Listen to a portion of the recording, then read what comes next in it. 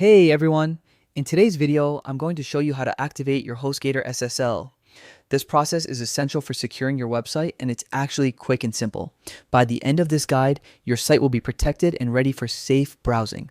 First, open your favorite web browser and head over to hostgator.com.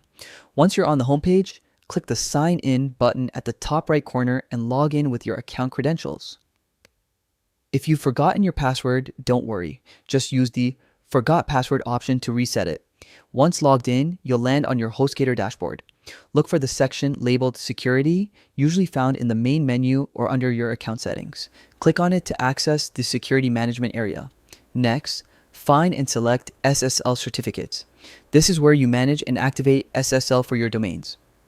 SSL certificates encrypt the data between your website and your visitors, keeping sensitive information safe. If you don't see a certificate listed, you may need to purchase one or activate a free trial if available. Follow the on-screen instructions to add or activate your SSL certificate. Typically, you'll select the domain you want to secure and confirm the activation. It only takes a few clicks. Once your SSL is activated, your website becomes more secure and may even benefit from improved search engine rankings. Keep in mind that it might take a few minutes for the changes to fully propagate.